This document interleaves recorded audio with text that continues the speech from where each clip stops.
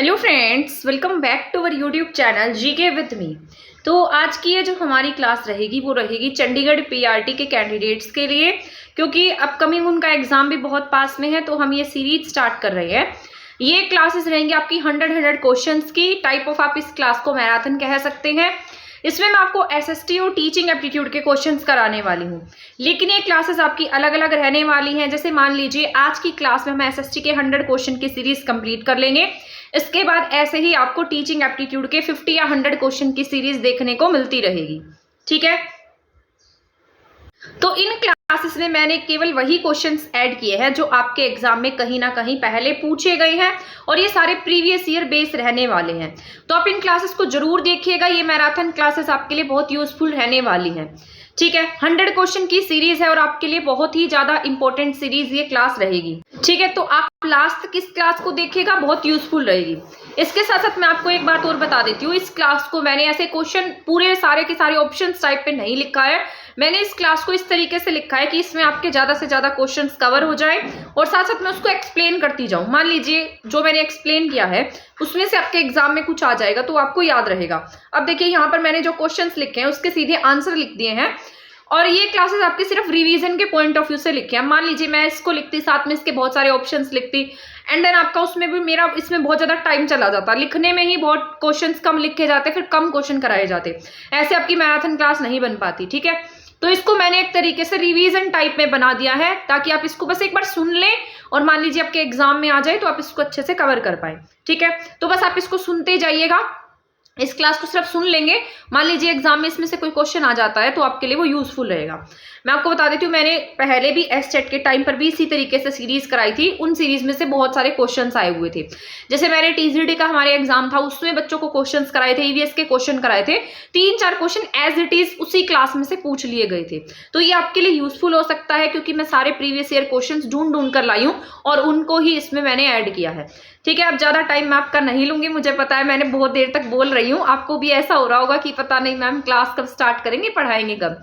तो ये सारी बातें बताना भी आपके लिए उतनी ही इंपॉर्टेंट थी, आपके लिए यूजफुल थी। ठीक है, अपनी तैयारी पहले कह रही हूँ अच्छे से करते रहे, रिवाइज करते रहे, जो क्लासेस मैं कराती हूँ उसको भी अच्छे से करते रहे। ठीक है, इसमें मान लीजिए जैसे 100 क्वेश्चन मैंने लिखे हैं तो वो स्टार्टिंग के चैप्टर्स में से लिखे गए हैं। अब जो 100 क्वेश्चन होंगे वो इसके बाद के जितने हमारे चैप्टर्स रह गए हैं उनसे रिलेटेड होंगे। तो ऐसे करके मैं आपके क्वेश्चन जो है वो पूरे कराने की कोशिश करूंगी। तो अब सबसे पहला क्वेश्चन जो है, वैदिक काल की 2 लोकप्रिय सभाएं थी। मैंने आपको वैदिक पीरियड पूरा पढ़ाया था। मैंने आपको बताया था कि जो वैदिक पीरियड है वो 2 पार्ट्स में डिवाइडेड था। पहला वैदिक पीरियड था, उसके बाद में उत्तर वैदिक काल आया था। ठीक है, तो 1000 जो मैंने आपको बताया था, जैसे 1000 से आपके यहाँ पर 1500 से 1000 ईसा पूर्व और 1000 से 600 ईसा पूर्व के आसपास का टाइम पीरियड इनका रहा था।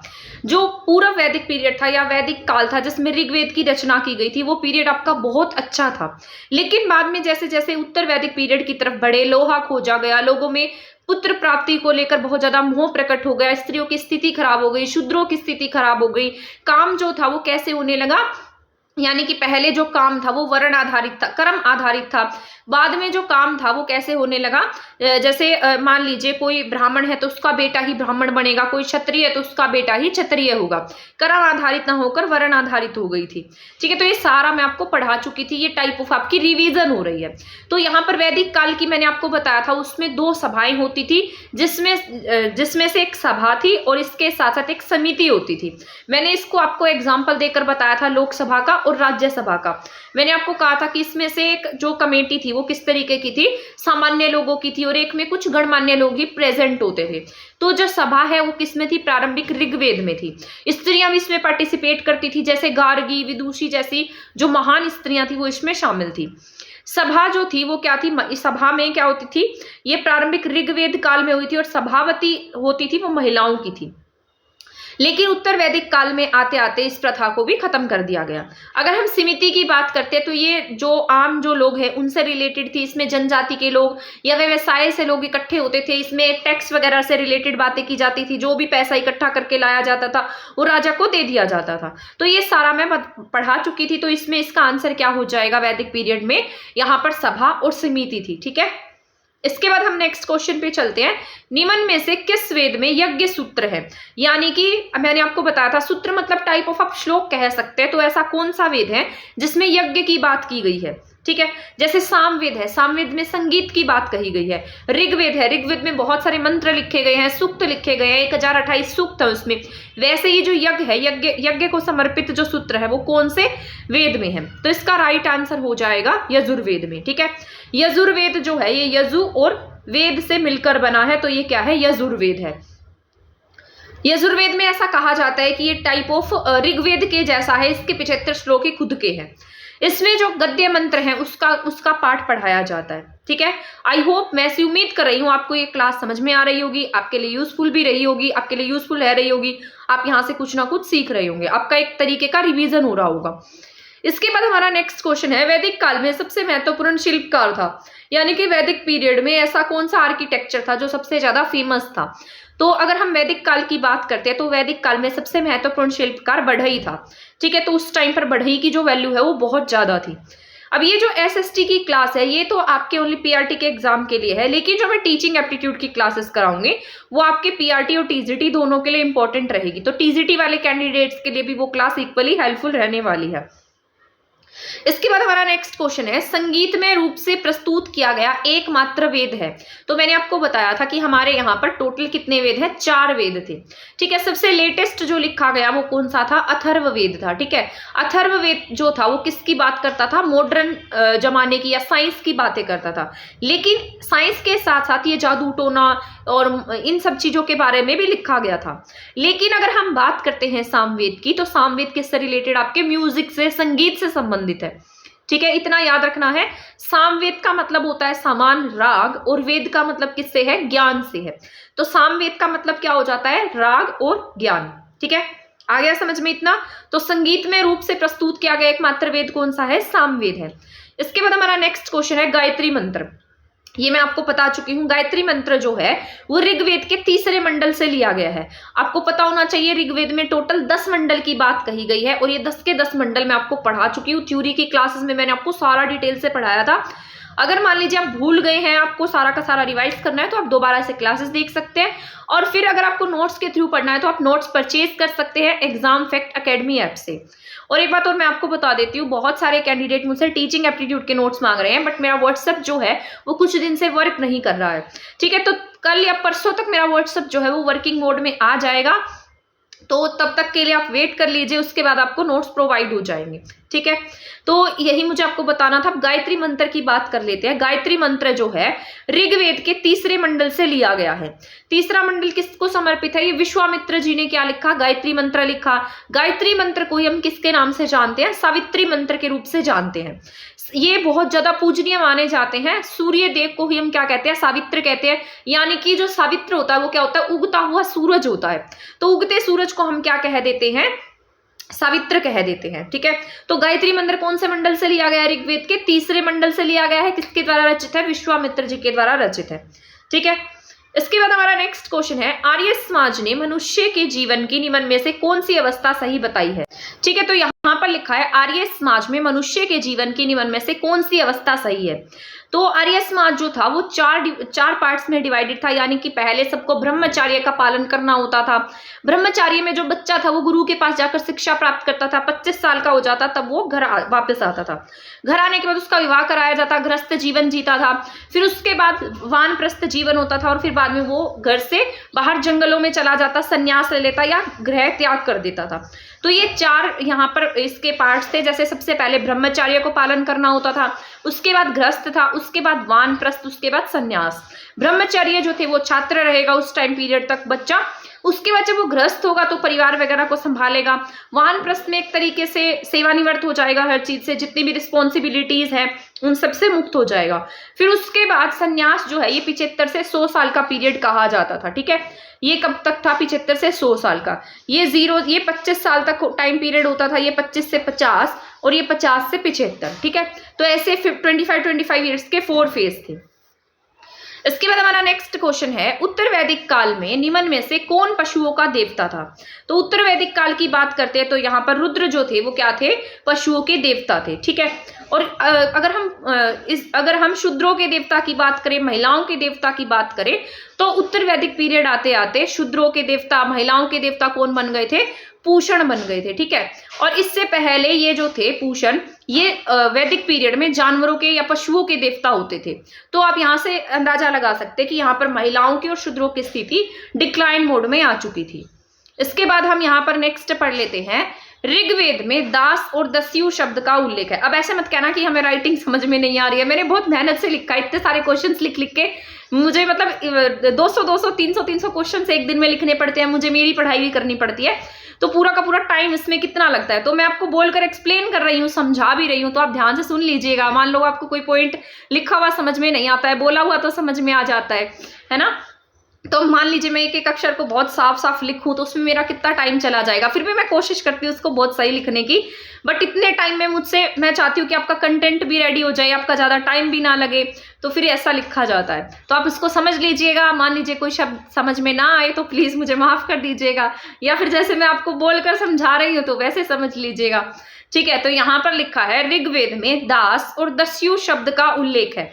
तो ये जो दास शब्द है या फिर दस्यु हम जिसे कह देते हैं, वो किसके लिए प्रयोग किया गया है? तो जो ये दास शब्द है ये किसके लिए यूज हुआ है? जो गैर आर्य थे, यानी कि जो आर्य नहीं थे। आपको पता है पहले हमारे यहाँ पर हड़प्पा सभ्यता थी। ठीक है, हड़प्पा सभ्यता थी, तो आपको पता है जो भी सेंट्रल इंडिया है, मध्य भारत है, मध्य एशिया है, सेंट्रल एशिया है, वहां से कुछ लोग चल के हमारे भारत में आते हैं और वो खुद को क्या कहते हैं कि हम क्या हैं? आर्य हैं।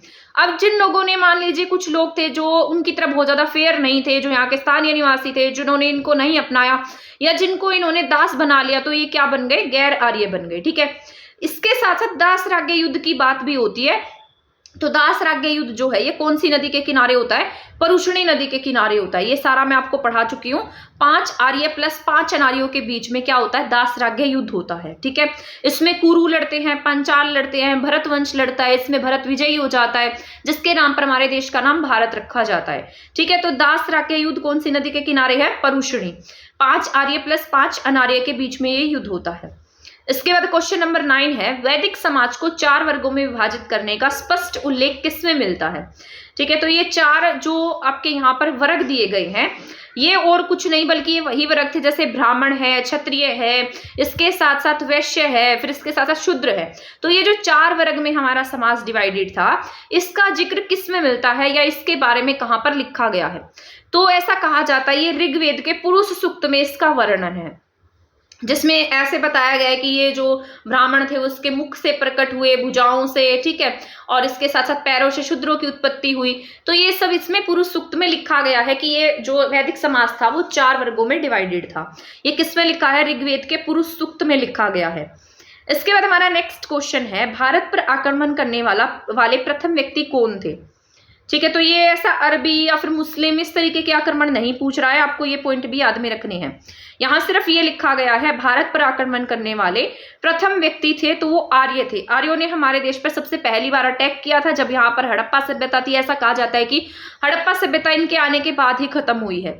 तो आक्रमण शब्द का प्रयोग जो है वो किसके द्वारा किया गया? सबसे पहले इन्हीं के द्वारा किया गया। इंडो आर्यन प्रवासन के सिद्धांत पर इनका आक्रमण शब्द का यूज हुआ, मतलब यहीं से ये लेकर आए थे आक्रमण शब्द को।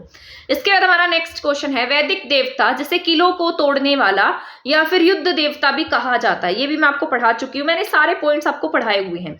जिसने भी मेरी क्लासेस देखी होंगी अब उसे वो सारे के सारे पॉइंट्स याद आ रहे होंगे, रिमाइंड हो रहे होंगे और उनकी रिविजन भी अच्छे से हो रही होगी। वैदिक देवता जिसे क्या कहा गया? किलों को तोड़ने वाला, युद्ध का देवता कहा गया। तो वो कौन से थे? इंद्र थे, जिसे इंद्र को पुरंदर भी कहा जाता था। पुरंदर का मतलब ही क्या होता है?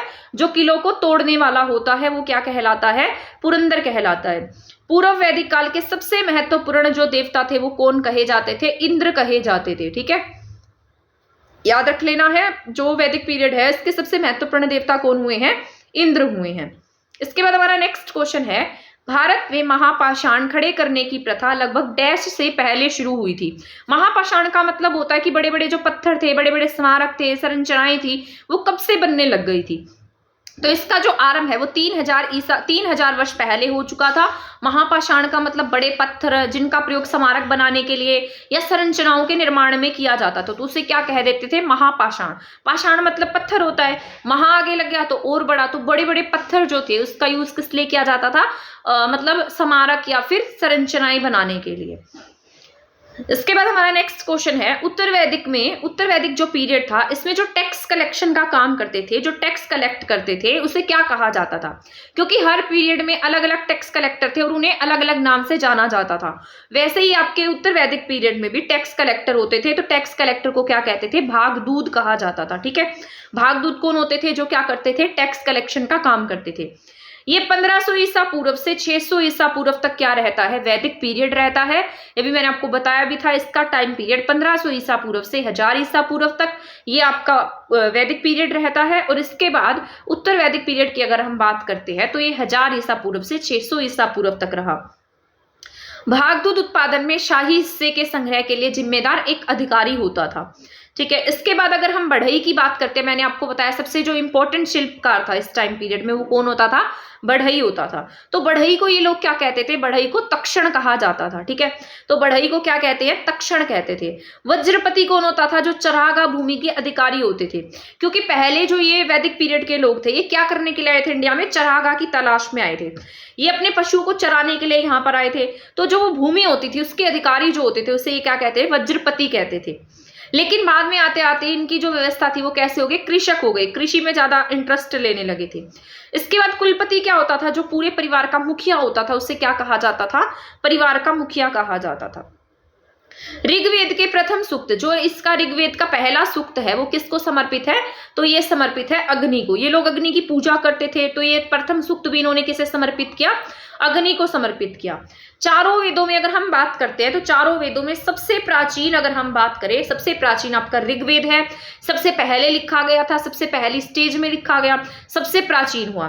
अगर हम ऋग्वेद की बात करें तो ऋग्वेद में टोटल 1028 सूक्त है। इसके साथ साथ इसमें 10 मंडल आते हैं। प्रथम सूक्त की बात करते हैं तो प्रथम सूक्त अग्नि को समर्पित है। इसके साथ साथ इंद्र और सोम के साथ अग्नि एक प्रमुख देवता है। ठीक है, अग्नि को क्या कहा गया? बहुत अधिक इंपॉर्टेंस दी गई, बहुत अधिक प्रमुख देवता के रूप में माना गया। इसके बाद यहाँ पर नेक्स्ट पॉइंट है, किसने अश्वमेध यज्ञ के प्रदर्शन के दौरान राजा की महिमा की कहानियों का जाप किया? तो ये उस टाइम पीरियड पर बहुत सारे यज्ञ कराए जाते थे। वाजपेयी यज्ञ होता था, अश्वमेध यज्ञ होता था जिसमें घोड़ा पकड़ा जाता था। ठीक है, तो अश्वमेध यज्ञ के प्रदर्शन के दौरान राजा की महिमा की कहानियों का जाप कौन करते थे? तो राजा का सारथी क्या किया करता था? उसकी महिमाओं का जाप किया करता था। और इस यज्ञ में घोड़े की क्या दे दी जाती थी? जिस घोड़े को पकड़ा जाता था उसी घोड़े की इसमें बलि दी जाती थी। और जहां जिस एरिया से घोड़ा पकड़ा गया था उस एरिया का वो मालिक बन जाता था जिसने भी घोड़ा पकड़ा होता था। इसके बाद नेक्स्ट हम पढ़ लेते हैं, भारत के राज चिन्ह के नीचे सत्यमेव जयते वाक्यांश किस उपनिषद से लिया गया है? तो भारत के राज चिन्ह जो है उसके नीचे क्या लिखा है? सत्यमेव जयते लिखा है। तो ये कौन सी उपनिषद से लिया गया है? ये लिया गया है मुंडको उपनिषद से। ये देवनागरी लिपि में लिखित है। 108 टोटल, आपको पता होना चाहिए, टोटल उपनिषद 108 है जो गुरु के समीप बैठकर लिखे गए हैं। ठीक है, इस पर टीका की बात करते हैं तो गुरु आदि शंकराचार्य जी ने इस पर टीका भी लिखी है। वैदिक गणित का सबसे महत्वपूर्ण पाठ कौन सा है? तो आपको पता है आज भी वैदिक मैथ्स जो है वो इंपॉर्टेंस में आने लगा है, आज भी बच्चे वैदिक मैथ पढ़ने लगे हैं। तो वैदिक मैथ्स का सबसे इंपॉर्टेंट पार्ट जो है वो कौन सा है? सुल्व सूत्र है। ठीक है, या सल्व सूत्र भी हम इसे कह सकते हैं। इसके बाद जो इंपॉर्टेंट क्वेश्चन है ये आपका, आर्यों के द्वारा कौन सा शिल्प कौशल प्रयोग में नहीं लाया गया? ठीक है, तो यहाँ पर लुहार जो थे वो क्या नहीं थे? यहाँ पर लुहार जो था वो शिल्प कौशल इसमें मतलब प्रयोग में नहीं लाया गया, क्योंकि जो लोहा है वो भी बहुत ज्यादा लेटर स्टेज में जाकर मिलता है। ठीक है, तो यहाँ पर ये शिल्प कौशल किसके द्वारा यूज में नहीं लाया गया? लुहार। और सबसे इंपॉर्टेंट शिल्प कौशल कौन सा था? बढ़ई का था। बढ़ई को ये लोग क्या कहते थे? तक्षण कहते थे। आयुर्वेद के वैद्य चिकित्सा का भगवान किसे मानते हैं? ठीक है, आयुर्वेदिक जो आपको पता है धन्वंतरी भी हम सुनते हैं। ठीक है, तो धन्वंतरी को क्या कहा जाता था? आयुर्वेदिक चिकित्सा का भगवान कहा जाता था। ठीक है, इसके बाद हमारा नेक्स्ट क्वेश्चन है, वैदिक लोगों के द्वारा किस धातु का प्रयोग सबसे पहले किया गया? यानी कि जो वैदिक पीरियड के लोग थे वो कौन सी धातु से सबसे पहले परिचित होते हैं? तो ये तांबा से परिचित होते हैं। ऐसा इसलिए भी हो सकता है क्योंकि जो हड़प्पा सभ्यता के लोग थे वो तांबा से, मतलब कांसा से, टिन से, इन सब चीजों से बहुत ज्यादा मतलब एक तरीके से जानकार थे इसके। तो ऐसा भी हो सकता है कि जो वैदिक पीरियड के लोग होंगे वो सबसे पहले यहाँ पर तांबे की धातु से एक तरीके से परिचित हुए होंगे। लेकिन बाद में जैसे जैसे खोज करते गए तो यूपी के अजंती खेड़ा से इन्हें क्या मिलता है, लोहा मिलता है, जिसके बाद इनकी पूरी की पूरी जो स्थिति है वो बदल जाती है। नेक्स्ट क्वेश्चन है, भारत में वर्ण व्यवस्था किसके लिए बनाई गई थी? जो भी वर्ण व्यवस्था थी वो किसके लिए थी? व्यवसायिक श्रम विभाजन के लिए थी, यानी कि काम के लिए बनाई गई थी। लेकिन बाद में आते आते इनका बहुत ज्यादा गलत प्रयोग होने लगा, जिसका जो प्रयोग है वो आज भी देखते हैं आप, जाति व्यवस्था, धर्म आधारित, मतलब ये सारी चीजें बना दी गई। तो ये बनाई किस लिए गई थी? व्यवसाय के लिए बनाई गई थी, कि जो भी व्यक्ति जो भी व्यवसाय करना चाहे उस वर्ण में वो रह सकता है। लेकिन बाद में इसमें बहुत सारी रिस्ट्रिक्शंस लगा दी गई। लेकिन आज ऐसा नहीं, आज हम कुछ भी कोई भी काम तो कर सकते हैं, लेकिन फिर भी कहीं ना कहीं आपको ये जो धर्म से रिलेटेड है, जाति व्यवस्था से रिलेटेड बातें हैं, आज भी आपको देखने को मिलती हैं। और मोस्ट ऑफ आपको उत्तर भारत में ये सारी चीजें देखने को मिलेंगी। इसके बाद क्योंकि ये भी आपको आपने कहीं ना कहीं नोटिस किया होगा कि ये ज्यादातर कहाँ रहते थे, कहाँ एक्टिव थे? उत्तर भारत में एक्टिव थे। ठीक है, इसके बाद हमारा नेक्स्ट क्वेश्चन है, वैदिक आर्यों का प्रमुख भोजन क्या था? मतलब उन्हें क्या सबसे ज्यादा पसंद था? तो ये वैसे तो क्योंकि ये गाय वगैरह पाला करते थे तो मिल्क और उससे बने प्रोडक्ट का बहुत ज्यादा यूज करते थे। दूध और उससे बने उत्पाद क्या होते थे? वैदिक आर्यों के सबसे महत्वपूर्ण भोजन होते थे। ठीक है, खीर से भी परिचित थे ये, कहीं कहीं खीर का भी वर्णन किया गया है। सोम रस का वर्णन आपके ऋग्वेद के 9वें मंडल में किया गया है, तो सोम रस सोमापा कह देते थे। ठीक है, तो वो भी आपका इंपॉर्टेंट है।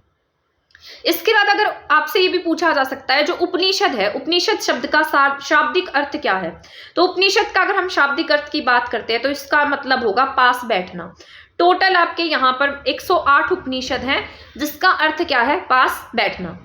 इसके बाद हमारा नेक्स्ट क्वेश्चन है, आर्यन जनजातियों की प्राचीनतम बस्ती कौन सी थी? यानी कि जो आर्य थे वो सबसे ज्यादा पहले कहां पर आकर बसे थे? तो वो सप्त सैंधव प्रदेश में आकर बसे थे, जिसमें सिंधु, सरस्वती और उसके साथ साथ पंजाब की 5 नदियां शामिल होती थी। इन 7 नदियों को मिलाकर कौन सा प्रदेश बनता है? सप्त सैंधव प्रदेश बनता है। और ये कहीं ना कहीं नदियों के आसपास ही इन्होंने अपनी सभ्यता को विकसित किया था, यही कहीं ना कहीं आकर ये बैठ गए थे। ठीक है, इसके बाद नेक्स्ट क्वेश्चन है, किस पंडित ने दक्षिण भारत का आर्यकरण किया था? ठीक है, तो अगर हम दक्षिण भारत की बात करते हैं तो ये इसका आर्यकरण किसके द्वारा किया गया? अगस्त्य ऋषि के द्वारा किया गया। ठीक है, तो अगस्त्य ऋषि के द्वारा क्या किया गया? दक्षिण भारत का आर्यकरण किया गया था। इसके बाद हमारा नेक्स्ट पॉइंट है, आजीवक संप्रदाय किससे रिलेटेड था?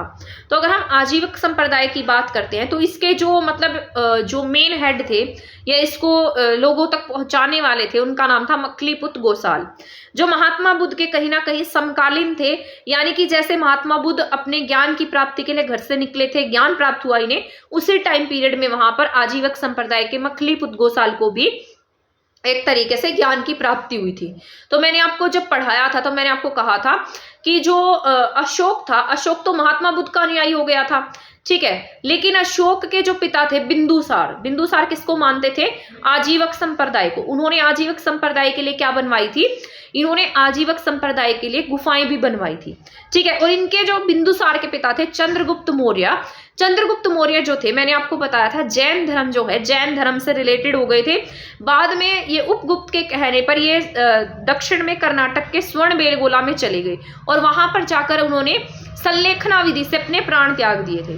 तो ये सारा हम पढ़ चुके हैं। आई होप आपकी ऐसे रिवीजन भी हो रही होगी, आपको ये सारे पॉइंट्स क्लियर भी हो रहे होंगे। एंड देन हम नेक्स्ट क्वेश्चन पर चलते हैं। अब यहाँ पर ये जो क्वेश्चन लिखा है ये आपका इंपॉर्टेंट रहने वाला है, आपसे इस तरीके के क्वेश्चंस भी एग्जाम में पूछे जा सकते हैं, तो आप इसको ध्यान से सुनते जाइएगा, आपके लिए इंपॉर्टेंट है। इसको लिखने की कोई भी जरूरत नहीं है, कभी कॉपी लेकर आप इसे लिखने बैठ जाए, इसके नोट्स बनाने बैठ जाए, क्योंकि बहुत सारे क्वेश्चंस ऐसे आपका बहुत ज्यादा टाइम चला जाएगा। आपके लिए बेस्ट वे होगा कि आप इस क्लास को ओनली सुन लें, सुनने से भी आपके माइंड में बहुत सारी चीजें रह जाएंगी और एक आपका रिविजन होता जाएगा। तो यहाँ पर ये 26 क्वेश्चन लिखा है, ऋग्वेद, ऋग्वेद किससे रिलेटेड था? ठीक है, ऋग्वेद संगीत से रिलेटेड था, कर्मकांड से रिलेटेड था, तंत्र मंत्र थे इसमें, या फिर स्रोत और प्रार्थनाएं थी। तो सबसे इंपॉर्टेंट तो यही है कि इसमें क्या थे? स्रोत और प्रार्थनाएं थी। अगर हम यजुर्वेद की बात करते हैं तो यजुर्वेद यज्ञ की बात करता है, कर्मकांड की बात करता है, तो इसका राइट आंसर हो जाएगा सेकंड। सामवेद मैंने आपको बताया था, सामवेद संगीत से रिलेटेड है, म्यूजिक से रिलेटेड है। अथर्ववेद मैंने आपको बताया था ये आपके साइंस के साथ साथ आपके जादू टोना से, तंत्र मंत्र से, इन सभी चीजों से रिलेटेड है। ठीक है, तो यहाँ पर इसका राइट आंसर हो जाएगा 4 2 3 1, यानी कि 4, इसके बाद 2 एंड 1 एंड 3। ठीक है, ये आपका राइट आंसर हो जाता है। इसके बाद हमारा नेक्स्ट क्वेश्चन है, ऋग्वेद में सर्वाधिक संख्या में मंत्र जो हैं वो किसके लिए यूज हुए हैं? मतलब सबसे ज्यादा अगर मंत्रों की बात की जाए तो किसके लिए यूज होते हैं? अग्नि के लिए यूज होते हैं।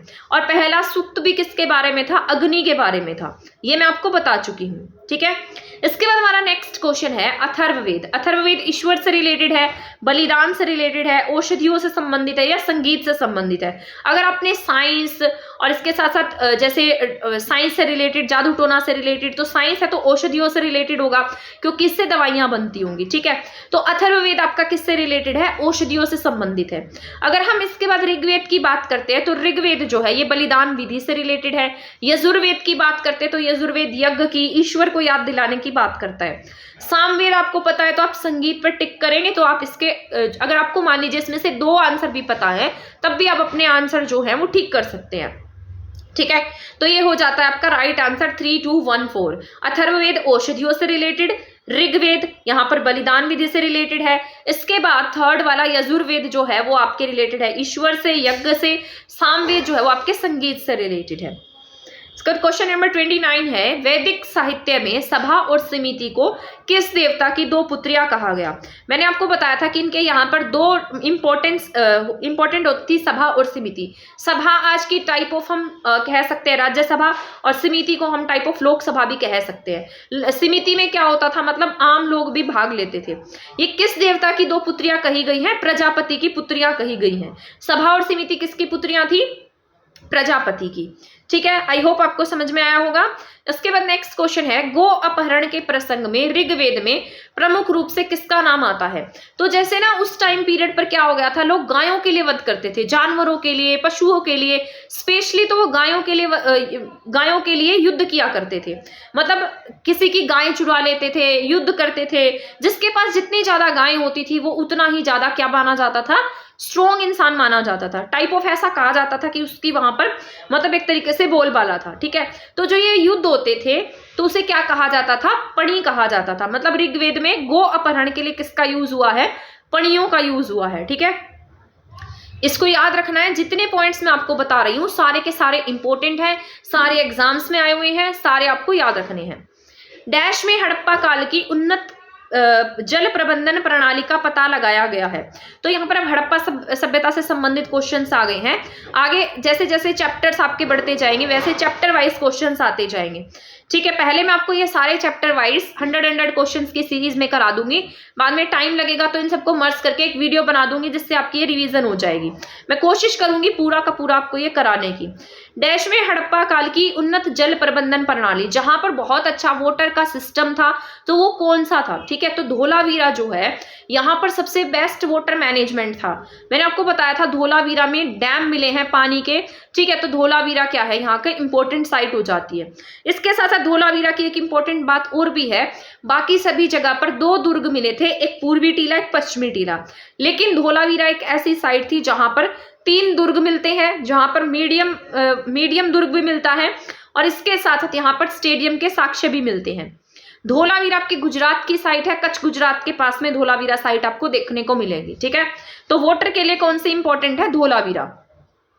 इसके बाद हमारा नेक्स्ट पॉइंट है निम्न में से, ठीक है, इसके बाद हमारा नेक्स्ट क्वेश्चन है, निम्न में से किस स्थल से दोहरे शवाधान के साक्ष्य मिले हैं? ठीक है, यानी कि जहां पर युग्म में या जोड़े में जो शवों को दफनाया गया था तो उसके साक्ष्य कहां से मिले हैं? तो ये मिले हैं आपके लोथल से। ठीक है, तो लोथल भी क्या हो जाता है, इंपॉर्टेंट हो जाता है।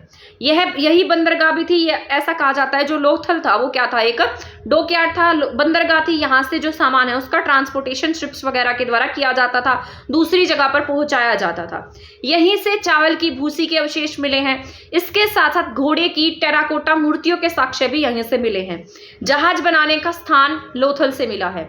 लोथल आपका इंपॉर्टेंट है क्योंकि लोथल एक एक्सेप्शन भी है, क्योंकि जितनी भी हड़प्पन साइट्स थी वो सभी की सभी उनके जो दरवाजे थे वो सड़क पर ना खुल के बीच गलियों में खुला करते थे, लेकिन लोथल एक ऐसी जगह थी जिसके दरवाजे जो है वो सड़क पर खुलते थे। इसके बाद नेक्स्ट पॉइंट है, किस स्थल पर विशाल धान्य घर पाया गया। मतलब अन्नाघर जो है, अन्नाघर है जहां पर बहुत बड़ा फूड स्टोरेज हाउस था, वो कहाँ से मिला है, तो ये मिला है मोहनजोदड़ो से। आपकी जो सबसे ज्यादा इंपॉर्टेंट या फिर बहुत फेमस साइट की बात करें तो वो मोहनजोदड़ो थी। ठीक है, सबसे पहले खुदाई अगर पूछता है तो हड़प्पा की होती है, लेकिन सबसे अधिक फेमस की बात करते हैं तो वो मोहनजोदड़ो है। ठीक है, जो ये अन्नाघर था, धान्य घर में से कह सकते हैं, ये आयताकार और चौकोर शेप में था। यह विशाल था, जबकि हड़प्पा में 6 छोटे छोटे अन्न भंडार पाए गए। अगर आपसे बड़े अन्नाघर की बात करता है तो वो कहाँ थे, मोहनजोदड़ो में। लेकिन आपसे छोटे छोटे स्टोर हाउस पूछे जाते हैं फूड के, तो वो कहाँ मिले हैं, वो हड़प्पा में मिले हैं। और ऐसा भी कहा जाता है मोहनजोदड़ो में लगभग 700 कुएं के साक्ष्य मिले थे और हर घर में एक कुआं होता था। इसके बाद और इसे कहा जाता है कि ये क्या थी, यहाँ की कैपिटल रही होगी। यहाँ पर सबसे ज्यादा लोग निवास करते थे। ऐसा कहा गया कि यहाँ पर 7 बार बाढ़ आई थी और 7 के 7 बार ये शहर उजड़ा और 7 के 7 बार बन गया था। यहाँ पर बहुत सारे जो मुर्दे लोग थे वो मिले हैं, इसलिए से मुर्दों का टीला भी कहा गया। इसके बाद नेक्स्ट क्वेश्चन है, सिंधु घाटी सभ्यता के लोग किसकी पूजा करते थे। तो यहाँ पर आपको मैंने बताया था, इनको एक यहाँ पर मोहर मिलती है, तो उस मोहर पर कौन बने होते हैं, पशुपति नाथ बने होते हैं या भगवान शिव बने होते हैं। ठीक है, जो क्या कहे जाते हैं, सभी जानवरों के स्वामी कहे जाते हैं। तो यहाँ पर नीचे जो 2 हिरण बैठे होते हैं, एक तरफ गैंडा बैठा होता है। ठीक है, तो यहाँ पर ये इंपॉर्टेंट हो जाता है, आपका पशुपति शिव की मूर्ति मिलती है। इसके बाद निम्न में से किस स्थान से कपड़ों के टुकड़ों के अवशेष चांदी के एक फूलदान के ढक्कन से चिपके हुए मिले हैं। इंपॉर्टेंट क्वेश्चन है, ध्यान से सुनना है। ऐसी कौन सी साइट है जहां पर छोटे छोटे कपड़ों के टुकड़ों के अवशेष मिले हैं और वो किससे चिपके हुए थे, चांदी के एक फूलदान के ढक्कन पर चिपके हुए मिले, तो वो क्या है, मोहनजोदड़ो है। ठीक है, कपास के साक्ष्य मिले हैं। ऐसा कहा जाता है कि यहाँ पर जो बहुत सारे लोग थे वो कपास के लिए आते थे, कपास का व्यवसाय होता था, कपास को लोग सिंडोन कहा करते थे। तो ये 7000 ईसा पूर्व ऐसा माना जाता है कि यहाँ पर कपास उगाई जाती थी। कांसा और मिट्टी से बने धूरी चक्कर यहाँ पर मिले हैं। मोहनजोदड़ो से पत्थर की मूर्ति में उसे कढ़ाईदार वस्त्र पहने हुए दिखाया गया है। ये आपको ना एनसीईआरटी की बुक में देखने को मिलेगा, पिक्चर देखने को मिलेगी। ठीक है, एक व्यक्ति है जिसकी ऐसे बियर्ड सी बनी हुई है और उन्होंने एक 3 पत्ती से स्टाइल में से शॉल कर रखी है। ठीक है, जैसे ये लोग राजा या फिर इस तरीके से कहकर संबोधित करते हैं। ठीक है, तो उसे कढ़ाईदार वस्त्र पहने हुए भी दिखाया गया है। वो एक तरीके की पत्थर की मूर्ति है। इसके बाद नेक्स्ट क्वेश्चन है, नगर दुर्ग कहाँ से मिले, अग्निकुंड, भंडार गृह, बंदरगाह। ठीक है, बंदरगाह मैंने अभी आपको बताया था, लोथल क्या थी, बंदरगाह थी। तो सीधा सा यहाँ पर आंसर हो जाता है, ये 4 का तो 1 ही हो गया, तो लास्ट में 1 यहीं पर है। नगर दुर्ग की बात करते हैं तो नगर दुर्ग कौन से थे, मोहनजोदड़ो थे। ठीक है, अग्निकुंड कहाँ से मिले, कालीबंगा से मिले। भंडार गृह मैंने आपको बताया, यहाँ पर 6 छोटे छोटे भंडार गृह बने हुए थे जिसमें फूड स्टोरेज का काम होता था, फूड या अनाज को इकट्ठा करके रखा जाता था। तो इसका राइट आंसर हो जाएगा 4, 3, 2, 1। इसके बाद हमारा नेक्स्ट क्वेश्चन है, हड़प्पा की अधिकांश मोहरें जो है वो किसकी बनी हुई थी, सेल खड़ी से बनी थी। ठीक है, सेल खड़ी एक तरीके का पत्थर होता था। यहाँ पर अगर हम इसके बाट की बात करते हैं तो यहाँ पर बाट बने होते थे। ठीक है, वो चर्ट पत्थर से बने होते। चर्ट एक तरीके का व्हाइट कलर का पत्थर होता था और ये क्या बनाते थे, बाट बनाते थे, जो 16 की इकाई में होते थे। इसके बाद नेक्स्ट क्वेश्चन है, हड़प्पा के लोग निम्न में से किस अनाज को अपने भोजन की मुख्य वस्तु के रूप में इस्तेमाल करते थे। यानी कि हड़प्पा के लोग क्या ऐसा भोजन था जिसको बहुत अधिक अच्छे से चाव से खाते थे, या जो इनका इंपॉर्टेंट भोजन था। जैसे आज हम गेहूं खाते हैं तो ये लोग भी क्या खाया करते थे, गेहूं का सेवन करते थे। हड़प्पा के लोग गेहूं, जौ, दालें, मटर, चावल, तिल, सरसों आदि उगाते थे। लेकिन अगर इनके जो मुख्य भोजन की बात करते हैं तो इनका मुख्य भोजन गेहूं था और इसके साथ साथ जौ था। इसके बाद हमारा नेक्स्ट क्वेश्चन है, हड़प्पा सभ्यता का सर्वाधिक मान्यता प्राप्त काल कौन सा रहा है? या टाइम पीरियड की बात करते हैं तो इसका टाइम पीरियड 2500 ईसा पूर्व से 1750 ईसा पूर्व तक रहा। कहीं कहीं पर आपको ये टाइम पीरियड 2350 से 1750 ईसा पूर्व भी देखने को मिलेगा। तो जो भी क्वेश्चन पेपर में आता है आपको वही टिक करना है, ठीक है। इसके बाद नेक्स्ट क्वेश्चन है, सिंधु घाटी सभ्यता निम्न में से किस सभ्यता के समकालीन नहीं थी? तो वो ग्रीक की सभ्यता के समकालीन नहीं थी। ऐसे आपको 4 ऑप्शन दिए गए होंगे, उसमें एक ऑप्शन होगा वो आपको चूज करना होगा। तो उसमें जो राइट आंसर बनता था वो ग्रीक की सभ्यता थी, ठीक है। तो ये आपको राइट आंसर टिक कर देना है। इसके बाद नेक्स्ट क्वेश्चन है, सिंधु घाटी सभ्यता में घोड़े के अवशेष कहाँ से मिले हैं? तो ये सुरकोटदा साइट थी एक, यहाँ से घोड़े के अवशेष मिले हैं, ये याद रखना है। सुरकोटदा से क्या मिले? घोड़े के अवशेष मिले हैं। ऐसे ही घोड़े के अवशेष लोथल से भी मिले थे, सुरकोटदा से भी मिले थे, ठीक है। ये सारे पॉइंट्स याद रखते जाना जो मैं आपको बताती जा रही हूँ। इसके बाद जो हड़प्पा सभ्यता थी वो कैसी सभ्यता थी? इसी को हम किस नाम से भी जानते थे? कांस्य युगीन सभ्यता के नाम से भी जानते थे, ठीक है। तो ये क्या बनाते थे? टिन और तांबा को मिलाकर क्या बनाया करते थे? कांसा बनाते थे, कांसे से परिचित थे, जिस वजह से इन्हें इस सभ्यता को क्या नाम दे दिया गया? कांस्य युगीन सभ्यता का नाम दे दिया गया। इसके बाद नेक्स्ट क्वेश्चन है, हड़प्पावासी किस वस्तु के उत्पादन में सर्वप्रथम थे? और इसके साथ साथ ये क्या थे? व्यवसायी थे, व्यवसाय ज्यादा किया करते थे। लेकिन वैदिक पीरियड के जो लोग थे वो कैसे थे? ग्रामीण थे, कृषि ज्यादा करते थे, पशुपालन ज्यादा करते थे, एक स्थान से दूसरे स्थान पर जाते रहते थे। लेकिन हड़प्पावासी ऐसे नहीं थे, ये व्यापारी थे, ठीक है। और किसके उत्पादन में सबसे फेमस थे? ये कपास के उत्पादन में सबसे ज्यादा फेमस थे। इसीलिए कपास को क्या कहते थे लोग? सिंडोन कहते थे। और दूसरे देशों में कपास का आयात निर्यात भी होता रहता था। इसके बाद हड़प्पा सभ्यता के खोजकर्ता की बात करते हैं तो हड़प्पा सभ्यता के खोजकर्ता हैं D.R. साहानी, दयाराम साहानी। 1921 में हड़प्पा सभ्यता की खोज होती है। इसके एक साल बाद 1922 में ही हड़प्पा सभ्यता के बाद यहाँ पर मोहनजोदड़ो की खोज हो जाती है। और 1924 में जॉन मार्शल जो हैं वो सभी को इन साइट्स के बारे में बता देते हैं। हड़प्पा सभ्यता की खोज किस वर्ष में होती है? 1921 में होती है, ये भी मैं आपको बता चुकी हूँ, ठीक है। इसके बाद नेक्स्ट क्वेश्चन है, महात्मा बुद्ध और महावीर स्वामी निम्न में से किस महाजनपद से संबंधित थे? ठीक है। तो इसी टाइम पीरियड के बाद में आपके यहाँ पर जो जैसे यहाँ पर हर्यक वंश सामने आया, तो इसमें इसके बाद जैसे बिंबिसार हुआ, अजात शत्रु हुआ, तो उसी टाइम पीरियड तक आते आते महात्मा बुद्ध और महावीर स्वामी भी जो हैं वो आपके यहाँ पर देखने को मिले, ठीक है। उन्हें ज्ञान की प्राप्ति हुई, उन्होंने लोगों को बहुत ज्यादा मतलब एक तरीके से जागृत करने का काम किया। तो ये किस महाजनपद से संबंधित थे? ये वज्जी से संबंधित थे। महावीर स्वामी के जन्म की बात करते हैं तो 540 ईसा पूर्व में वैशाली कुंड ग्राम में महावीर स्वामी का जन्म होता है। और वहीं हम अगर गौतम बुद्ध की बात करते हैं तो गौतम बुद्ध का जन्म 563 ईसा पूर्व में कपिल वस्तु लुम्बिनी में होता है। अगर हम वज्जी की राजधानी की बात करते हैं तो वज्जी की कैपिटल वैशाली थी। ये सारी की सारी 16 महाजनपद थे और ये 16 के 16 महाजनपद की कैपिटल मैं आपको थ्योरी की क्लास में याद करा चुकी हूँ। अगर आपने वो क्लासेस देखी होंगी तो आज आपको इस रिवीजन क्लास में सब कुछ याद आता जा रहा होगा और आपको सब कुछ माइंड में आ रहा होगा, आपके लिए यूजफुल भी रह रहा होगा। इसके बाद नेक्स्ट क्वेश्चन है, वह साम्राज्य जहां सबसे पहले युद्धों में हाथियों का उपयोग किया गया तो वह कौन सा साम्राज्य था? तो आपको पता होना चाहिए मगध जो है उस टाइम पीरियड का सबसे मेन और इम्पोर्टेंट सेंटर होता था और वहीं पर किसका यूज किया गया? हाथियों का प्रयोग किया गया, ठीक है। जैन 16 महाजनपदों में से जो मगध है वो भी क्या था? एक था। जैन और बौद्ध धर्म के विकास में मगध ने बहुत महत्वपूर्ण भूमिका निभाई थी। महाजनपद के राजा किलों का निर्माण कराते थे क्योंकि ये सुरक्षा प्रदान करते थे। मतलब ये क्वेश्चन ऐसा था कि ये किलों का निर्माण क्यों कराया करते थे? क्योंकि इन्हें क्या चाहिए थी? अपने यहाँ पर सुरक्षा चाहिए थी, इसलिए क्या करते थे? मतलब किले का निर्माण कराते थे। महाजनपद काल का जो टाइम पीरियड है वो 600 ईसा पूर्व से 325 ईसा पूर्व तक रहा था, 6ठी शताब्दी में। इसके बाद नेक्स्ट क्वेश्चन है, मगध के किस राजा को सभी क्षत्रियों का नाश करने वाला कहा गया? तो इसमें यहाँ पर महापद्मानंदन जो है इसने सभी क्षत्रियों का क्या कर दिया था? नाश कर दिया था। निमन वंश का था, ये सभी क्षत्रियों को नष्ट करके क्या बन गया था? सम्राट बन गया था। और इसके टाइम पीरियड का सबसे लास्ट जो राजा हुआ या वंश हुआ उसका नाम धनानंद था। धनानंद को बाद में चंद्रगुप्त मौर्य ने क्या कर दिया था? खत्म किया और बाद में मौर्य वंश की नींव रखी थी, ठीक है। ये धनानंद वही था जो सारा दिन नशे में चूर रहता था, जिसने चाणक्य का अपमान किया था। फिर चाणक्य ने इसलिए बदला लेने के लिए चंद्रगुप्त मौर्य को तैयार किया और मौर्य वंश की नींव रखी और अखंड भारत का सपना देखा था। इसके बाद नेक्स्ट क्वेश्चन है, भारत के प्रथम साम्राज्य निर्माता के रूप में किसे जाना जाता है? तो प्रथम साम्राज्य निर्माता के रूप में नंद वंश को जाना जाता है।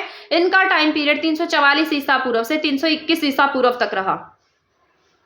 ठीक है, तो इसका जो पहला शासक था उसका नाम क्या था? महापद्मानंदन था, पहला सम्राट था। अगर हम अंतिम की बात करते हैं तो धनानंद था। इसको चंद्रगुप्त मौर्य ने उखाड़ फेंका था। इसके बाद हमारा 50 क्वेश्चन है, निम्न में से कौन सी कौशल राज्य की राजधानी थी? तो भी यहाँ पर वज्जी वैशाली थी। ठीक है, कौशल राज्य की राजधानी क्या है? श्रावस्ती है। श्रावस्ती जो है वो कौन सी नदी के किनारे था? गोमती नदी से घिरा हुआ था।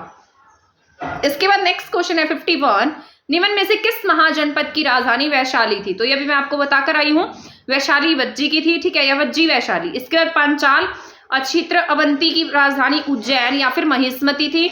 मगध जो है, मगध की पहले राजधानी राजगिरी होती थी, लेकिन बाद में इसकी राजधानी पाटलिपुत्र हो गई। ठीक है, आई होप समझ में आ रहा होगा आपको, शोर नहीं आ रहा होगा बैकग्राउंड में से। तो यहाँ पर मगध क्या है? मगध की पहले राजधानी राजगिरी थी और बाद में क्या हो जाती है? पाटलिपुत्र हो जाती है। इसके बाद नेक्स्ट क्वेश्चन है, उदयन ने मगध की राजधानी को डैश से पाटलिपुत्र स्थानांतरित कर दिया। तो यहाँ पर पहले इसकी राजधानी मैंने आपको बताया है राजगिरी थी। ठीक है, लेकिन बाद में उदयन एक राजा होता है जो अपनी राजधानी को कहाँ ट्रांसफर कर देता है? राजगिरी से पाटलिपुत्र स्थानांतरित कर देता है। ठीक है, पहले राजगिरी थी, फिर बाद में ये सेकंड बार में अपनी राजधानी कहाँ बना लेते हैं? पाटलिपुत्र में, जैसे आज हम पटना के नाम से भी जानते हैं। इसके बाद नेक्स्ट क्वेश्चन है, बिंबिसार जिसके शासनकाल में बिंबिसार जिसके अधीन मगध 6ठी शताब्दी ईसा पूर्व में एक प्रमुख क्षेत्रीय शक्ति के रूप में उभरा था, उसका संबंध किस वंश से था? तो इसके संबंध की अगर हम बात करते हैं तो इसका संबंध हर्यक वंश से था। ठीक है, हर्यक वंश में बिंबिसार, अजातशत्रु और उदयन होते हैं। इसी को पितृहंता समाज भी कहा जाता है क्योंकि अपने पिता को मारकर गद्दी पर बैठते हैं। ठीक है, तो हर्यक वंश होता है, इसका टाइम पीरियड 543 ईसा पूर्व से 412 ईसा पूर्व तक रहता है। अजातशत्रु के समय में पहली बौद्ध संगीति होती है। इसी के टाइम पीरियड के आसपास महात्मा बुद्ध जो है वो अपना घर छोड़कर जाते हैं। ठीक है, इसके बाद नेक्स्ट क्वेश्चन है, निम्न में से किस मगध सम्राट ने अंग को अपने साम्राज्य में मिला लिया था? तो अंग को किसने अपने साम्राज्य में मिलाया? बिंबिसार ने। बिंबिसार ने अपने पिता अजातशत्रु के, बिंबिसार ने जो है पहले क्या किया, मतलब इसने जैसे कहीं पर विवाह संबंध स्थापित किए, फिर इसका बेटा हुआ, उसने भी आगे ऐसे ही काम किया। ठीक है, विवाह संबंध स्थापित किए, कहीं पर युद्ध किया, तो ऐसे युद्ध करके विवाह संबंध स्थापित करके बहुत सारी टेरिटरीज को अपने अंडर ले लिया। इसके बाद नेक्स्ट क्वेश्चन है, पहली बौद्ध संगीति कहाँ पर आयोजित कराई गई थी? तो ये कहाँ आयोजित होती है? राजगिरी में। राजगिरी जो है मगध की राजधानी होती है, लेकिन बाद में उदयन इसे कहाँ ट्रांसफर कर देता है? पाटलिपुत्र में। इसके बाद हमारा नेक्स्ट क्वेश्चन है, डैश की राजधानी उज्जैनी या महिष्मती में स्थित थी? अभी मैं आपको ऊपर पढ़ा कर आई हूँ, तो इसका आंसर आपको पता होना चाहिए। इसका आंसर है अवंती। अवंती की राजधानी कहाँ थी? उज्जैनी या फिर महिष्मती में। इसके बाद हम नेक्स्ट क्वेश्चन की अगर बात करते हैं तो ये सारे के सारे मैंने लिखे आपको बताने हैं कि कौन से टाइम पीरियड से रिलेटेड थे, कौन से वंश से रिलेटेड थे। तो सबसे पहले बिंबिसार लिखा है, बिंबिसार आपका हर्यक वंश से रिलेटेड है। अगर हम कालाशोक की बात करते हैं तो वो शिशुनाग वंश से रिलेटेड है। महापद्मानंदन की बात करते हैं तो वो नंद वंश से रिलेटेड है। और अगर हम बिंदुसार की बात करते हैं तो बिंदुसार चंद्रगुप्त मौर्य का बेटा होता है, तो ये मौर्य वंश से रिलेटेड है। तो इसका राइट आंसर हो जाएगा 1, 2, 4, 3। 16 महाजनपदों की सूची उपलब्ध है, मतलब 16 जो महाजनपद है वो सारे के सारे किसमें लिखे गए हैं? तो ये अंगुत्तर निकाय में लिखे गए हैं। अगर हम नेक्स्ट क्वेश्चन की बात करते हैं तो उज्जैन का पुराना नाम अवंतिका था, ये भी आपको याद रख लेना है। इसके बाद गांधार जो है, गांधार तक्षशिला को कहा जाता था। शूरसेन मथुरा। वत्स की बात करते हैं तो कौशाम्बी और कौशल श्रावस्ती। ठीक है, गांधार की राजधानी तक्षशिला थी, शूरसेन मथुरा, वत्स कौशाम्बी, कौशल श्रावस्ती। ठीक है, आ गया समझ में इतना? इसके बाद हम 61 क्वेश्चन पर आ गए हैं। आई नो आप थोड़े थोड़े बोर हो गए होंगे इस क्लास में, है ना, क्योंकि क्लास लेंथी हो गई है। बस अब हमारे 40 क्वेश्चन रहते हैं और ये 1 लीनियर टाइप में ही है। ठीक है, ऐसे आपका ज़्यादा टाइम नहीं लगेगा और आपकी एक टाइप से रिवीजन होती जाएगी। तो अब थोड़ी सी देर की क्लास और रह गई है, इसको सुन लो, बोर होने की जरूरत नहीं है। अगर आप कहेंगे तो मैं 50-50 क्वेश्चन की सीरीज ले आऊंगी, 100 क्वेश्चन की नहीं लाऊंगी। आप मुझे जैसा कहेंगे मैं वैसी ही क्लास प्रोवाइड करा दूंगी। बट मैं सोचती हूँ अगर मैं 100 क्वेश्चन की सीरीज लाऊंगी तो आपके ज़्यादा क्वेश्चन कवर होंगे और ज़्यादा जल्दी कवर होंगे। ठीक है, मेहनत तो मुझे डब से डबल करनी पड़ेगी, है ना, आपके क्वेश्चन ढूंढने पड़ेंगे, फिर लिखना पड़ेगा। अगर 50 बनाऊंगी तो मुझे कम टाइम लगेगा। तो आप जैसा कहेंगे मैं वैसे ही आपको पढ़ा दूंगी। ठीक है, तो अब नेक्स्ट क्वेश्चन है हमारा, भारत में दक्षिण की ओर के देशों में बौद्ध धर्म का कौन सा संप्रदाय प्रचलित हुआ था? बौद्ध धर्म जो है आगे जाकर दो संप्रदायों में बंट जाता है, एक महायान और एक हीनयान। तो जो उत्तर भारत है, उत्तर भारत में महायान देखने को मिलता है और दक्षिण भारत में हीनयान देखने को मिलता है। तो जो साउथ है, साउथ की तरफ कौन सी ब्रांच होती है, यहाँ पर हीनयान। ठीक है, जो मतलब हीनयान का मतलब है जो मूर्ति पूजा को नहीं मानते, और महायान जो मूर्ति पूजा में विश्वास रखते हैं, जो महात्मा बुद्ध की मूर्तियां बनाने लगे थे, उनकी पूजा करने लगे थे। इसके बाद नेक्स्ट क्वेश्चन है, चाणक्य का दूसरा नाम क्या था? ये आप सभी जानते हैं, चाणक्य का दूसरा नाम विष्णुगुप्त था। अशोक ने अपने सभी अभिलेखों में एक रूपता से किस प्राकृत का प्रयोग किया है? तो मागधी प्राकृत का इन्होंने प्रयोग किया है। इसके बाद नेक्स्ट क्वेश्चन है, मौर्य काल का स्तंभ शीर्ष है जिसे सिंह शीर्ष भी कहा जाता है, तो ये कहाँ पर है? आपको पता है, आपका जो सारनाथ है, सारनाथ में क्या है? सिंह शीर्ष है, यानी कि शेरों को लॉयन तरीके से लॉयन को दिखाया गया है, तो इसे क्या कहा जाता है? सारनाथ का स्तंभ कहा जाता है, जो अशोक के समय में बनाया गया था। इसके बाद राज चिन्ह की आकृति के साथ मौजूद स्तंभों में से कुछ बसरा, बिखरा, लोरिया, नंदगढ़ और बिहार के रामरूपा, संकीसा और यूपी के सारनाथ में पाए गए थे। मतलब ये जो राज चिन्ह की आकृतियां थी ये इन एरियाओं से मिली हैं। ठीक है, इसके साथ साथ सारनाथ में मिली है, लोरिया नंदगढ़ में मिली है, बिहार के रामपुरवा में मिली है, संकीसा में मिली है और यहाँ साथ साथ सारनाथ में भी मिली है। सारनाथ बुद्ध के प्रथम उपदेश का स्थल है। सारनाथ ऐसा क्षेत्र है जहां पर महात्मा बुद्ध ने अपना पहला उपदेश दिया था, और ये पहला उपदेश उन्होंने अपने उन मित्रों को दिया था जो उनके साथ बैठकर कहीं ना कहीं ध्यान लगा रहे थे या ज्ञान की प्राप्ति के लिए काम कर रहे थे। ठीक है, इसके बाद नेक्स्ट क्वेश्चन है, बिंबिसार ने किस राजवंश के राजा के उपचार के लिए राजवैद्य जीवक को भेजा था? तो ये अवंती के जो राजा थे वो एक बार बीमार हो गए थे, तो उनको ठीक करने के लिए बिंबिसार ने किसे भेजा? अपने राजवैद्य जीवक को भेजा था।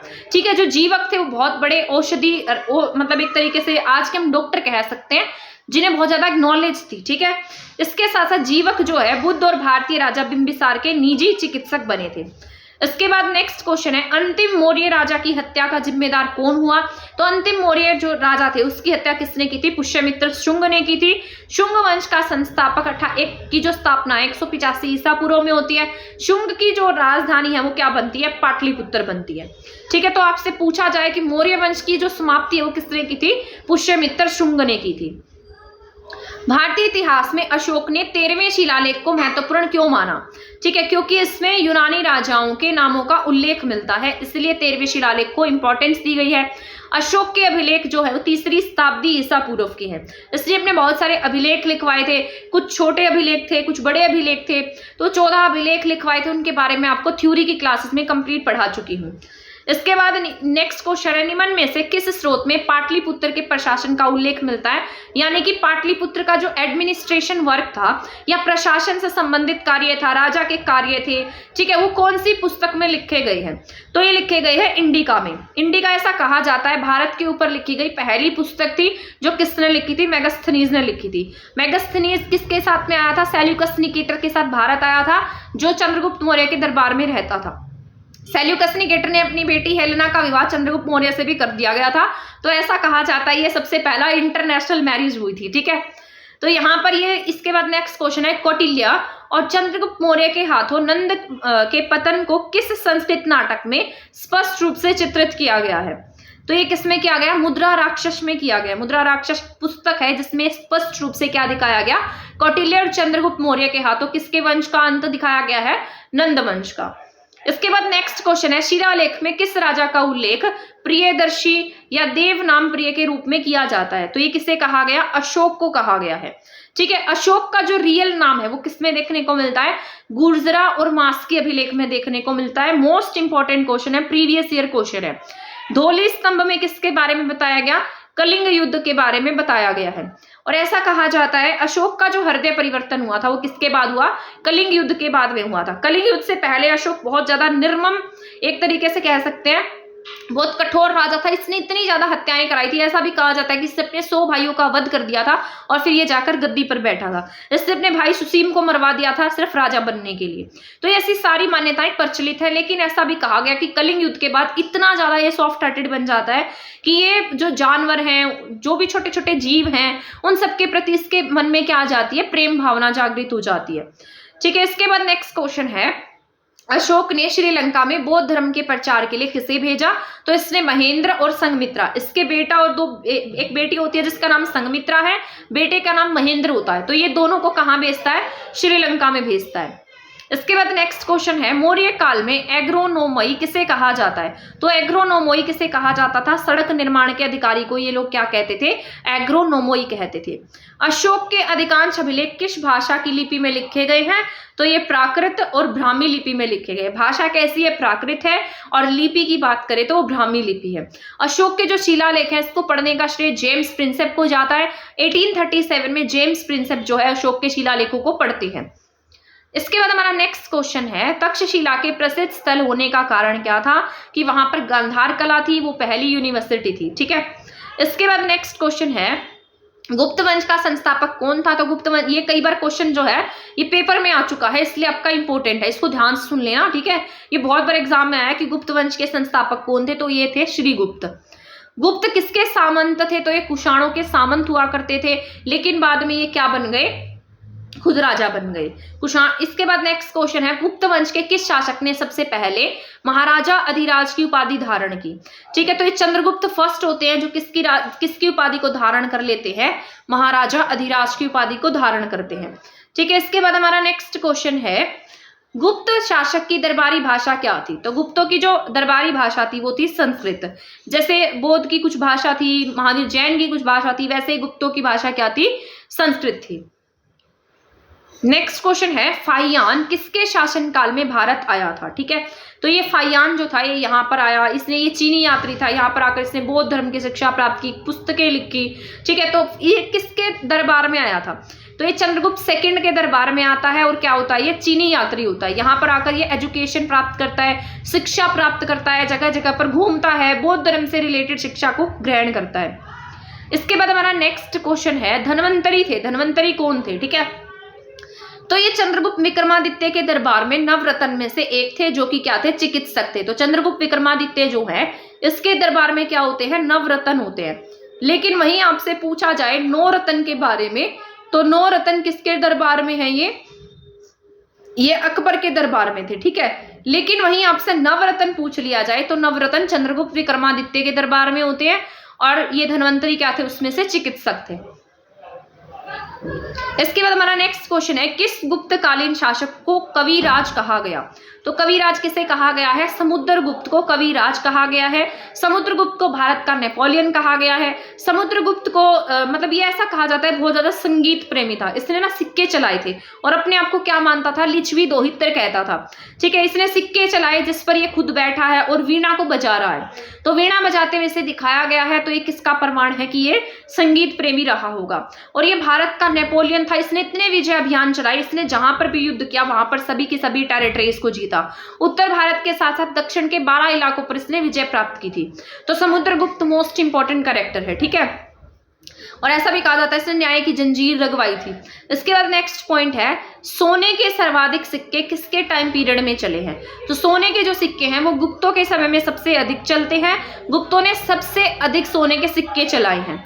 इसके बाद हमारा नेक्स्ट क्वेश्चन है, चंद्रगुप्त फर्स्ट ने कौन सी उपाधि धारण की? इसने महाराजा अधिराज की उपाधि धारण की है। समुद्रगुप्त की बात करते हैं तो समुद्रगुप्त को अश्वमेध पराक्रम के नाम से जाना जाता है। वहीं चंद्रगुप्त सेकंड की बात करते हैं तो ये परम भागवत थे।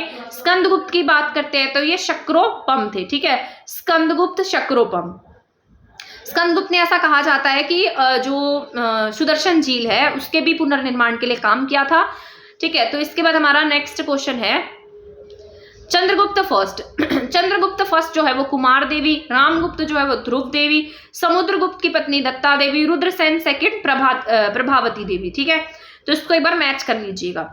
इसके बाद नेक्स्ट क्वेश्चन है, समुद्रगुप्त ने कौन सी प्रशस्ति लिखाई? प्रयाग प्रशस्ति लिखाई। ये किसने लिखी? हरिशेन ने लिखी है, संस्कृत में लिखी गई है। इसमें से अपनी जो प्रशंसा है वो सब लिखवाई है। इसके बाद चंद्रगुप्त सेकंड जो है महरौली लोहस्तंभ, वहां पर इसे, इसका नाम चंद्र के नाम से अंकित है, तो ऐसा कहा जाता है कि ये चंद्रगुप्त सेकंड के समय का रहा होगा। और इसकी एक खास बात यह है कि इस स्तंभ पर आज तक जंग नहीं लगा है। अगर हम स्कंदगुप्त की बात करते हैं तो स्कंदगुप्त के समय भीतरी स्तंभ अभिलेख लिखा गया है। बुद्धगुप्त की बात करते हैं तो पहाड़पुर तामपत्र लिखे गए हैं। इसके बाद हमारा नेक्स्ट क्वेश्चन है, नालंदा विश्वविद्यालय की स्थापना का युग, यानी कि नालंदा यूनिवर्सिटी किसके टाइम पीरियड में बनती है? तो गुप्तों के टाइम पीरियड में बनती है और कुमार गुप्त के समय में बनती है। ठीक है, ये कहीं ना कहीं ये बौद्ध धर्म से रिलेटेड थी। यहाँ पर बाहर से लोग बौद्ध धर्म की शिक्षा ग्रहण करने के लिए आया करते थे। इसके बाद नेक्स्ट क्वेश्चन है, कवि कालिदास किसके राजकवि थे? तो चंद्रगुप्त सेकंड के राजकवि थे कालिदास। इसके बाद नेक्स्ट क्वेश्चन है, सती प्रथा का पहला अभिलेख कहाँ से मिलता है? तो ये मिलता है एरण अभिलेख से, भानुगुप्त के द्वारा। इसके बाद हमारा नेक्स्ट क्वेश्चन है, गुप्त शासकों द्वारा जारी किए गए चांदी के सिक्के क्या कहलाते थे? रूपक कहलाते थे। नेक्स्ट क्वेश्चन है हमारा, फाहियान और हेनसांग डैश के राज्यों को देखा। तो फाहियान किसके समय में होते हैं? चंद्रगुप्त विक्रमादित्य के टाइम पीरियड में होते हैं। अगर हम हेनसांग की बात करते हैं तो हेनसांग हर्षवर्धन के समय में आता है। हेनसांग भी कहीं ना कहीं पूरे भारत को भ्रमण करता है। हेनसांग भी बौद्ध धर्म की शिक्षा को ग्रहण करता है। ठीक है, इसके बाद नेक्स्ट क्वेश्चन है, ये भी इंपॉर्टेंट है हमारा, अजंता की गुफाओं में किन गुफाओं का निर्माण गुप्त काल में हुआ है? तो गुप्त टाइम पीरियड में अजंता की गुफाओं में गुफा नंबर 16, गुफा नंबर 17 और गुफा नंबर 19 बनते हैं। इसके बाद प्रयाग प्रशस्ति अभिलेख का लेखक हरिशेन किस शासक का दरबारी कवि था? तो ये भी मैं आपको पढ़ा चुकी हूँ, ये इंपॉर्टेंट क्वेश्चन है, आप इसको ध्यान से सुनिएगा। प्रयाग प्रशस्ति अभिलेख का लेखक हरिशेन किस शासक का दरबारी कवि था? तो ये समुद्रगुप्त का क्या था? दरबारी कवि था, जो समुद्रगुप्त के लिए लिखता था। प्रयाग प्रशस्ति कहाँ पर है? इलाहाबाद में है, संस्कृत में से लिखा गया है। इसके बाद चरक और नागार्जुन जो है किसके दरबार में थे? तो ये कनिष्क के दरबार में थे। प्राचीन काल में कलिंग का महान शासक कौन होता था? तो कलिंग का महान शासक था खारवेल। कनिष्क की राजधानी की बात करते हैं तो कनिष्क की राजधानी पुरुषपुर थी। अब ज्यादा टेंशन की जरूरत नहीं है, ये हमारा लास्ट पेज रह गया है और हमारी क्लास भी अब मोस्ट ऑफ कंप्लीट ही हो गई है, बट आपके लिए यूजफुल है तो आप इस क्लास को जरूर देखिएगा। इसके बाद हमारा नेक्स्ट क्वेश्चन है, मौर्य साम्राज्य में प्रचलित मुद्रा का क्या नाम था? तो मौर्य साम्राज्य में जो मुद्राएं चलती थी उसे क्या कहा जाता था? पण कहा जाता था। पाटलिपुत्र में स्थित चंद्रगुप्त का महल मुख्यतः किसका बना हुआ था? क्योंकि आपको पता है गुप्त पीरियड तक ईंट के साक्ष्य जो है वो नहीं देखने को मिले, यहाँ पर लकड़ी के महल देखने को मिले थे। तो इस टाइम पीरियड तक इसके जो महल थे, जो भी घर थे, वो किसके बने हुए थे? लकड़ी के बने हुए थे। ठीक है, इसके बाद यहाँ पर नेक्स्ट क्वेश्चन है, सांची किस कला मूर्ति का निरूपण करता है? तो सांची बौद्ध कला का निरूपण करता है। चंद्रगुप्त मौर्य ने सेल्यूकस को कब पराजित किया? तो इसने सेल्यूकस को 305 ईसा पूर्व में पराजित किया था। सेल्यूकस निकेटर ने अपनी बेटी हेलेना का विवाह चंद्रगुप्त मौर्य से कराया और सेल्यूकस निकेटर को इसने बदले में 500 हाथी दिए थे। चंद्रगुप्त मौर्य को सेल्यूकस निकेटर ने कुछ जमीन दे दी, जो भी टेरिटरी इसने अपने अंडर कर रखी थी। ये यहाँ पर इसके दरबार में मेगस्थनीज को छोड़कर जाता है। मेगस्थनीज वही है जो बाद में इंडिका लिखता है। इसके बाद हमारा लास्ट एंड फाइनल क्वेश्चन है, अशोक के शिलालेख को पढ़ने का श्रेय किसे जाता है? तो मोस्ट इंपॉर्टेंट क्वेश्चन है, तो इसका आंसर हो जाएगा जेम्स प्रिंसेप। ठीक है, तो जेम्स प्रिंसेप को 1837 में जेम्स प्रिंसेप ने अशोक के शिलालेखों को पढ़ा। ठीक है, तो इसको श्रेय जाता है अशोक के शिलालेख पढ़ने का। जेम्स प्रिंसेप बहुत इंपॉर्टेंट था। ठीक है, 1837 में इंपॉर्टेंट क्वेश्चन है, ये भी एग्जाम में बहुत बार आया हुआ है। ठीक है, तो ये सारा आपको याद रखना है। ये जितनी भी क्लास मैंने आपको कराई है सारी की सारी अच्छे से पढ़ लेनी है। अगर आपको लगता है क्लास थोड़ी सी फास्ट मोड में मैंने पढ़ा रखी है तो चाहे आप इसको स्लो मोड में कर लीजिएगा। ठीक है, बट इस क्लास को देख जरूर लेना क्योंकि आपके लिए बहुत यूजफुल रहने वाली है और शायद ऐसा हो सकता है इसी क्लास में से ही आपको क्वेश्चंस देखने को मिल जाए। अगर आपकी किस्मत अच्छी है तो शायद यहीं से आपके 2-3 क्वेश्चन आ जाएंगे एग्जाम में, क्योंकि मैंने पहले जितने भी क्वेश्चंस कराए हैं, चाहे मैंने वो एचटेट के टाइम पर पढ़ाए, चाहे मैंने वो टीजीटी के टाइम पर पढ़ाए, तो मैंने इसी तरीके की क्वेश्चन सीरीज बच्चों को कराई थी, तो उसमें से बहुत सारे क्वेश्चंस आए हुए थे। इसके साथ साथ आप अपनी क्वेश्चन प्रैक्टिस भी करते रहिएगा। ये क्वेश्चंस मैंने बहुत जगह से ढूंढ कर इसमें लिखे हैं, बहुत मेहनत से लिखे हैं, तो आप इस सेशन को शेयर भी कर दीजिएगा। ठीक है, क्योंकि मैंने इतनी मेहनत से लिखा है तो ये वीडियो ज़्यादा लोगों तक भी जानी चाहिए। तो आप इतना तो कर सकते हैं, इतनी क्लास को शेयर तो कर ही सकते हैं और चैनल को सब्सक्राइब भी कर सकते हैं। ठीक है, तो अब हम मिलेंगे हमारी नेक्स्ट क्लास में। कल की क्लास में आपको टीचिंग एप्टीट्यूड की 100 क्वेश्चन सीरीज कराऊंगी। वो क्लास आपके पीआरटी के लिए साथ साथ आपके टीजीटी दोनों ही एग्जाम के लिए इंपॉर्टेंट रहेगी, तो उन क्लासेस को आप जरूर देखिएगा, देखना मत भूलिएगा, आपके लिए यूजफुल रहने वाली है। ठीक है, ये वाली क्लास तो पीआरटी के कैंडिडेट के लिए इंपॉर्टेंट है, बट टीचिंग की क्लास जो है वो आपके टीजीटी के साथ साथ आपके पीआरटी दोनों के लिए इंपॉर्टेंट रहेगी। अब हम मिलेंगे कल की क्लास में हमारे नेक्स्ट टॉपिक के साथ। तब तक आप हमारे चैनल के साथ बने रहिएगा। चैनल को शेयर नहीं किया है तो प्लीज शेयर कर दीजिएगा और वीडियो को लाइक नहीं किया है तो लाइक कर देना। ठीक है, तो मिलेंगे कल की क्लास में हमारे नेक्स्ट कंटेंट के साथ, तब तक चैनल के साथ बने रहें। थैंक यू, धन्यवाद।